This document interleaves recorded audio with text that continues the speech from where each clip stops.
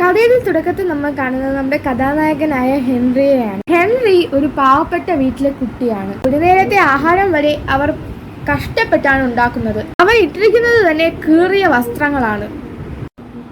അവന് സ്കൂളിൽ പോകാൻ തന്നെ ഒട്ടും താല്പര്യമില്ല. കാരണം സ്കൂളിൽ പോയാൽ മുഴുവൻ അവന് കേൾക്കേണ്ടി വരുന്നത് കുട്ടികളുടെ കളിയാക്കലും പരിഹസലുമാണ്.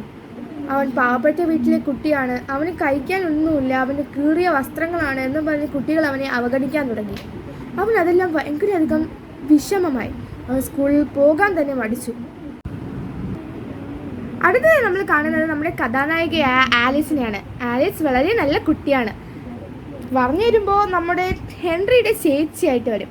വളരെയധികം മനോഹരമാണ് അവളെ കാണാനും. അവളെല്ലാവർക്കും വളരെയധികം ഇഷ്ടവുമാണ്.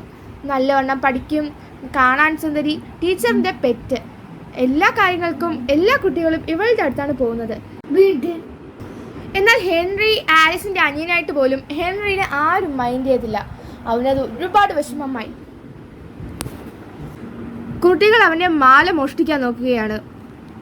ഇവിടെ മുതലാണ് നമ്മുടെ കഥ സ്റ്റാർട്ട് ചെയ്യുന്നത്. So let's go. അച്ഛാ, കുട്ടികളെല്ലാം എന്നെ ഉപദ്രവിക്കുകയാണ്. അമ്മയില്ലാത്ത കുട്ടിയെന്നും പിച്ചക്കാരനെന്നും എന്നെ വിളിക്കുന്നു. ജീവിതം തന്നെ മടുക്കുന്നു അച്ഛാ. മോനെ, ഇങ്ങനെയൊന്നും പറയരുത് മോനെ. ഈ അച്ഛനെ നീ നോവിക്കരുത് മോനെ. വാക്കുകൾ കൊണ്ടായാൽ പോലും അമ്മയില്ലാതെ നോക്കിയ കഷ്ടപ്പാട് എനിക്ക് മാത്രമേ അറിയാവൂ. നീ ഇങ്ങനെയൊക്കെ പറഞ്ഞാൽ അച്ഛന് ഒരുപാട് വിഷമമാകും മോനെ. ഇങ്ങനെ പറയരുത് മോനെ. അച്ഛാ, ഞാൻ പോവുകയാണ് അച്ഛാ. ഈ വീട് വിട്ടു പോവുകയാണ് അച്ഛാ. ഞാൻ ഈ നാട് വിട്ട് തന്നെ പോവുകയാണ് അച്ഛാ.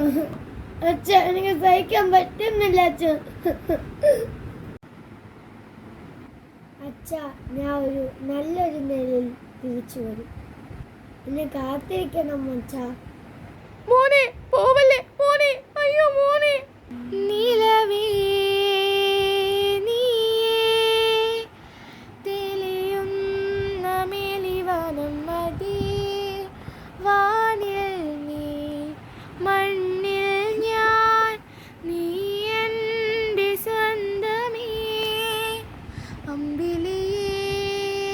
കൺമുന്നിലായി വിരിയേ, എന്നരികത്തു നീ വരുമോ, പിരിയാതെ ചേരുമോ. ദേ, അവിടെ ഒരു വീടിരിക്കുന്നു. ആ വീട് വാങ്ങാം.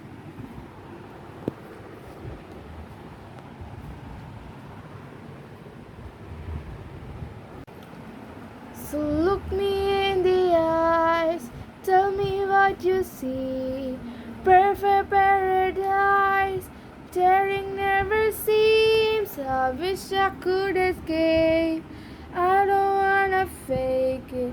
Wish I could erase it.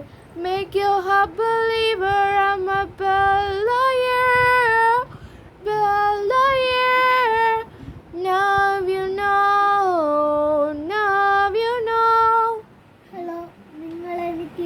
ഈ വീട് തരാമോ? ഞാൻ നിങ്ങൾക്ക് 100 രൂപ തരാം. 100 രൂപയോ? പറ്റില്ല. ഒരു 200 രൂപ തന്നാൽ വേണമെങ്കിൽ തരാം. 200. ൂറ്